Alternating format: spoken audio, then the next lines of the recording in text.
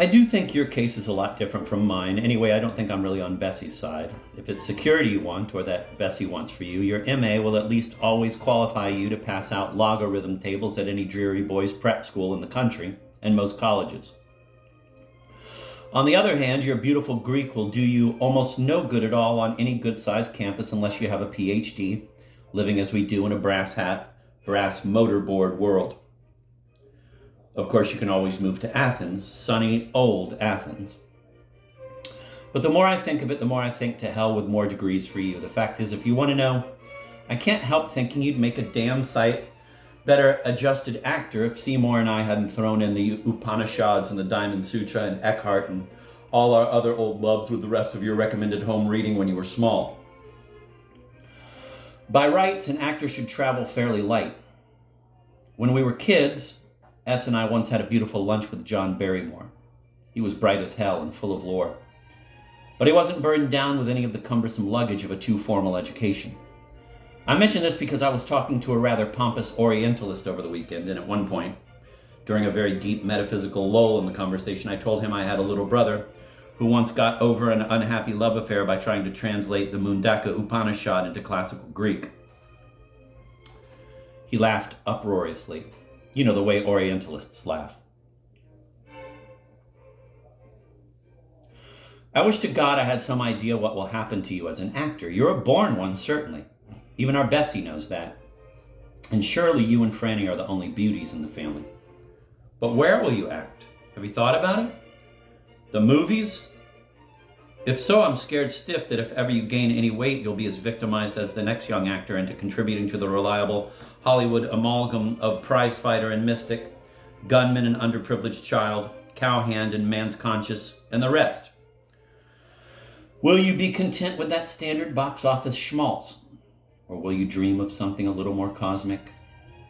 Zoom by Spiel, playing Pierre or Andre in the Technicolor production of War and Peace, with stunning battlefield scenes and all the nuances of characterization left out, on the ground that they're novelistic and unphotogenic, and Anna Magnani daringly cast as Natasha, just to keep the production classy and honest, and gorgeous incidental music by Dmitri Popkin, and all the male leads intermittently rippling their jaw muscles to show they're under great emotional stress, and a world premiere at the Winter Garden under floodlights with Molotov and Milton Berle and Governor Dewey introducing the celebrities as they come into the theater. By celebrities, I mean, of course, old Toy Story lovers. Senator Dirksen, Zsa Zsa Gabor, Gaylord Hauser, Georgie Jessel, Charles of the Ritz. How does that sound? And if you go into the theater, will you have any illusions about that? Have you ever seen a really beautiful production of, say, The Cherry Orchard? Don't say you have.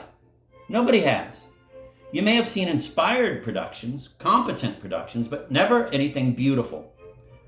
Never one where Chekhov's talent is matched, nuance for nuance, idiosyncrasy for idiosyncrasy by every soul on stage.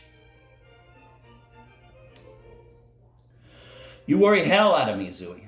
Forgive the pessimism, if not the sonority. But I know how much you demand from a thing, you little bastard, and I've had the hellish experience of sitting next to you at the theater. I can so clearly see you demanding something from the performance, demanding something from the performing arts that just isn't residual there.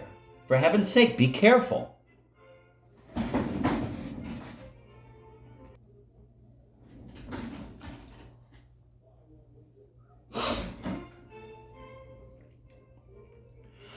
Granted, I'm off today. I keep a good neurotics calendar, and it's 3 years to the day since Seymour killed himself. Did I ever tell you what happened when I went down to Florida to bring back the body? I wept like a slob on the plane for 5 solid hours, carefully adjusting my veil from time to time so that no one across the aisle could see me. I had a seat to myself, thank God. About 5 minutes before the plane landed, I became aware of people talking in the seat behind me. A woman was saying with all of Back Bay, Boston, and most of Harvard Square in her voice, "And the next morning, mind you, they took a pint of pus out of that lovely young body of hers." End of quote. That's all I remember hearing, but when I got off the plane a few minutes later and the bereaved widow came toward me all in Bergdorf Goodman black, I had the wrong expression on my face. I was grinning, which is exactly the way I feel today, for no really good reason. Against my better judgment, I feel certain that somewhere very near here, the first house down the road maybe, there's a good poet dying. But also somewhere very near here, somebody's having a hilarious pint of pus taken from her lovely young body, and I can't be running back and forth forever between grief and high delight.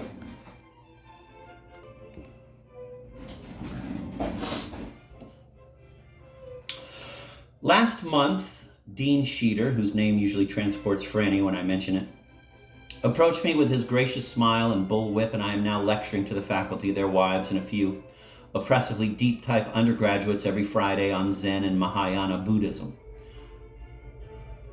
A feat, I haven't a doubt, that will eventually win me the Eastern philosophy chair in hell. The point is, I'm now on the campus 5 days a week instead of 4. And what with my own work at nights and on weekends, I have almost no time to do any elective thinking. Which is my plaintive way of saying that I do worry about you and Franny when I get a chance, but not nearly so often as I'd like to. What I'm really trying to tell you is that Bessie's letter had very little to do with my sitting down in a sea of ashtrays to write to you today. She shoots me some priority information about you and Franny every week, and I never do anything about it, so it isn't that. What brings this on is something that happened to me at the local supermarket today. No new paragraph, I'll spare you that. I was standing at the meat counter waiting for some rib lamb chops to be cut. A young mother and her little girl were waiting around too. The little girl was about 4, and to pass the time she leaned her back against the glass showcase and stared up at my unshaven face. I told her she was about the prettiest little girl I'd seen all day, which made sense to her. She nodded. I said I'd bet she had a lot of boyfriends. I got the same nod again. I asked her how many boyfriends she had. She held up 2 fingers. 2, I said. That's a lot of boyfriends. What are their names, sweetheart? Said she in a piercing voice.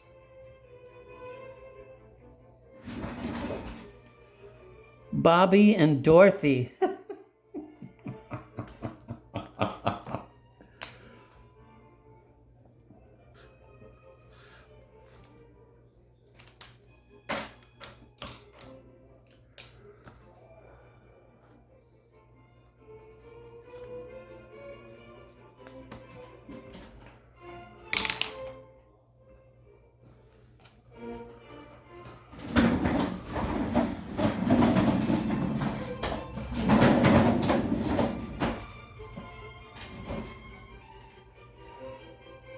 I grabbed my lamb chops and ran, but that's exactly what brought on this letter. Much more than Bessie's insistence that I write to PhDs in acting. That and a haiku-style poem I found in the hotel room where Seymour shot himself. It was written in pencil on the desk blotter. Quote, "The little girl on the plane who turned her doll's head around to look at me." End of quote.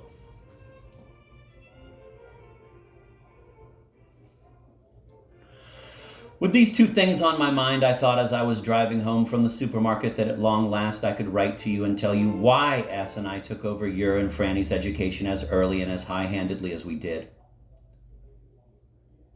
We've never put it into words for you, and I think it's high time one of us did, but now I'm not so sure I can do it.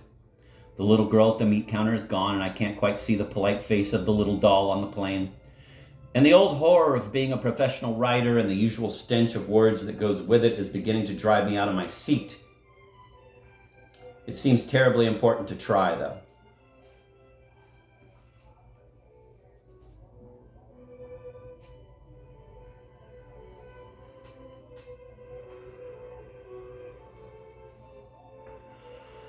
The age differences in the family always seem to add unnecessarily and perversely to our problems, not really between S and the twins and Boo Boo and me, but between the 2 twosomes of you and Franny and S and me. Seymour and I were both adults. He was even long out of college by the time you and Franny were both able to read. At that stage, we had no real urge even to push out our favorite classics at the 2 of you. Not anyway with the same gusto that we had at the twins or Boo Boo. We knew there's no keeping a born scholar ignorant, and at heart, I think, we didn't really want to, but we were nervous, even frightened at the statistics on child pedants and academic Weisenheimers who grow up into faculty recreation room savants. Much, much more important, though, Seymour had already begun to believe, and I agreed with him as far as I was able to see the point, that education by any name would smell as sweet, and maybe much sweeter if it didn't begin with a quest for knowledge at all, but with a quest, as Zen would put it, for no knowledge. Dr. Suzuki says somewhere that to be in a state of pure consciousness, Satori, is to be with God before he said, "Let there be light." Seymour and I thought it might be a good thing to hold back this light from you and Franny, at least as far as we were able, and all the many lower, more fashionable lighting effects, the arts, sciences, classics, languages, till you're both able at least to conceive of a state of being where the mind knows the source of all light.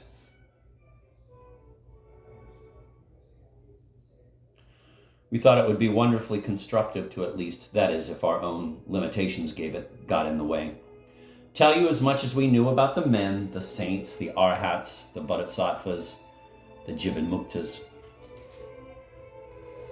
who knew something or everything about the state of being. That is, we wanted you both to know who and what Jesus and Gautama and Lao-Tzu and Shankaracharya and Huning and Sri Ramakrishna, etc. were before you knew too much or anything about Homer or Shakespeare or even Blake or Whitman, let alone George Washington and his cherry tree or the definition of a peninsula or how to parse a sentence. That, anyway, was the big idea. Along with all this, I suppose I'm trying to say that I know how bitterly you resent the years when S and I were regularly conducting home seminars and the metaphysical sittings in particular. I just hope that one day, preferably when we're both blind drunk, we can talk about it. Meantime, I can only say that neither Seymour nor I have had a notion that far back that you were going to grow up into an actor. We should have, no doubt, but we didn't. If we had, I feel certain S would have tried to do something constructive about it. Surely somewhere there must be a special prep course for Nirvana and Points East, designed strictly for actors, and I think S would have found it. The paragraph should close, but I can't stop muttering. You'll wince at what comes next, but come it must. I think you know that I had the best intentions of checking in now and then after S's death to see how you and Franny were holding up. You were 18 and I didn't worry about you overly, although I did hear from a gossipy little snip in one of my classes that you had a reputation in your college dorm for going off and sitting in meditation for 10 hours at a time. And that made me think. But Franny was 13 at the time. I simply couldn't move, though. I was afraid to come home. I wasn't afraid you'd both in tears take up a position across the room and fire the complete set of Max Muller's sacred books of the East at me one by one, which would have been masochistic ecstasy for me probably. But I was afraid of the questions much more than the accusations you might both put to me. As I remember very well, I let a whole year go by after the funeral before I came back to New York at all. After that, it was easy enough to come in for birthdays and holidays and be reasonably sure that questions would run to when my next book would be finished, and had I done any skiing lately, etc. You've even both been up here on many a weekend in the last couple of years, and though we've talked and talked and talked, we've all agreed not to say a word. Today is the first time I've really wanted to speak up. The deeper I get into this goddamn letter, the more I lose the courage of my convictions.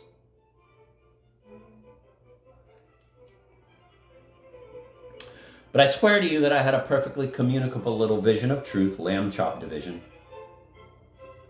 This afternoon, the very instant that child told me her boyfriend's names were Bobby and Dorothy. Seymour once said to me in a crosstown bus of all places that all legitimate religious study must lead to unlearning the differences, the illusory differences between boys and girls, animals and stones, day and night, heat and cold.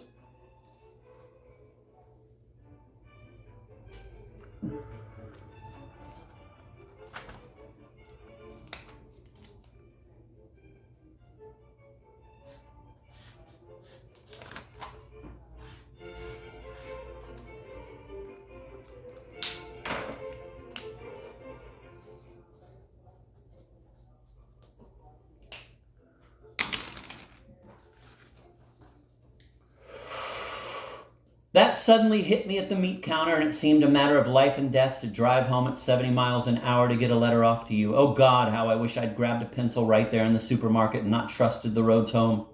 Maybe it's just as well, though. There are times when I think you've forgiven S more completely than any of us have. Waker once said something very interesting to me on that subject. In fact, I'm merely parroting what he said to me. He said, you were the only one who was bitter about S's suicide and the only one who really forgave him for it. The rest of us, he said, were outwardly unbitter and inwardly unforgiving. That may be truer than true. How can I know? All I do know for certain is that I had something happy and exciting to tell you, and on just one side of paper, double-spaced, and I knew when I got home that it was mostly gone or all gone, and there was nothing left to do but go through the motions, lecture you on PhDs and the actor's life. How messy, how funny, and how Seymour himself would have smiled and probably assured me, and all of us, not to worry about it. Enough. Act, Zachary Martin Glass, when and where you want to, since you feel you must. But do it with all your might. If you do anything at all beautiful on a stage, anything nameless and joy-making, anything above and beyond the call of theatrical ingenuity, S and I will both rent tuxedos and rhinestone hats and solemnly come around to the stage door with bouquets of snapdragons. In any case, for what little it's worth, please count on my affection and support at whatever distance, Buddy. As always, my passes at omniscience are absurd, but you of all people should be polite to the part of me that comes out merely clever. Years ago, in my earliest and pastiest days as a would-be writer, I once read a new story aloud to S and Boo Boo. When I was finished, Boo Boo said flatly, but looking over at Seymour, that the story was, quote, too clever, end of quote. S shook his head, beaming away at him, and said, cleverness was my permanent affliction, my wooden leg, and that it was in the worst possible taste to draw the group's attention to it. As one limping man to another, old Zooey, let's be courteous and kind to each other. Much love, B.